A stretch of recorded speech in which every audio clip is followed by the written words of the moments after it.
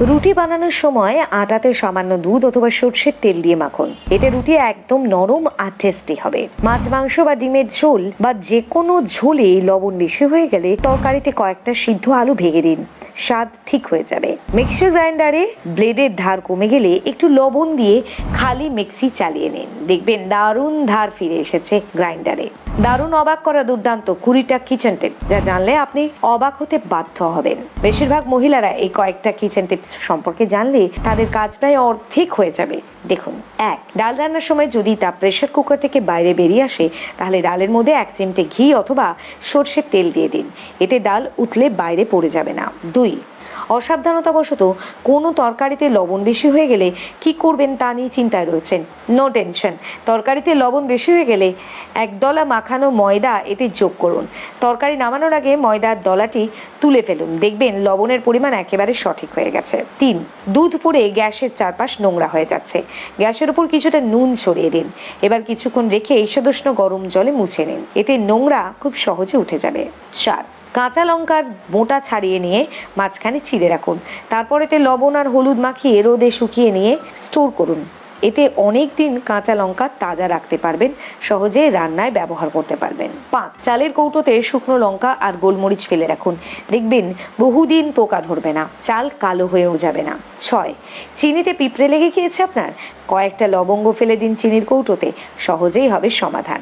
7. অনেক ক্ষেত্রে লক্ষ্য করা যায়, জাল দেওয়ার পর কোনো অজানা কারণবশত দুধ ফেটে গিয়েছে বা কেটে গিয়েছে, তা খাওয়ার উপযোগী থাকে না। তাই এবার থেকে দুধ কেটে যাওয়ার ভয় থাকলে জাল দেওয়ার আগে এতে খুব সামান্য খাবার সোডা মিশিয়ে নিন, তাহলে দুধ নষ্ট হওয়ার ভয় থাকে না।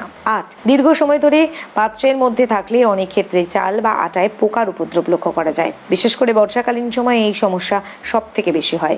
এর হাত থেকে রেহাই পাওয়ার জন্য রয়েছে বিশেষ টিপ। পোকার আক্রমণ থেকে রক্ষা পেতে চাল বা আটা ময়দার পাত্রের মধ্যে একটা তেজপাতা রেখে সংরক্ষণ করুন। 9. কাঁচের গ্লাসে গরম কিছু ঢালতে গেলে অনেক সময় গ্লাস ফেটে যায়, তাই গরম কিছু ঢালবার আগে গ্লাসে একটা স্টিলের চামচ রেখে দিন। এরপর যে কোনো গরম জিনিস ঢাললে গ্লাস আর ফাটবে না। 10.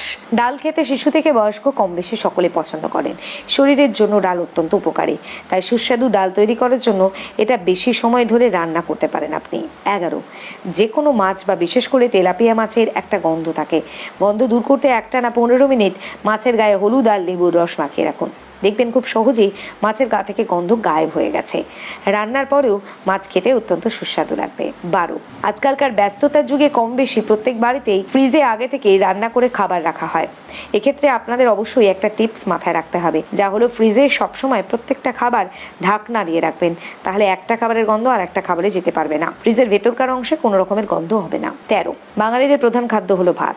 সকাল থেকে শুরু করে দুপুর, রাতের ডিনার, ভাত না হলে অনেকটা চলেই না। যারা ভাত খেতে অত্যন্ত পছন্দ করেন তারা ভাত রান্না করার সময় তাতে 1 চিমটে হিং যোগ করে দিন, এতে ভাতের স্বাদ আরো ভালো হয়। 14.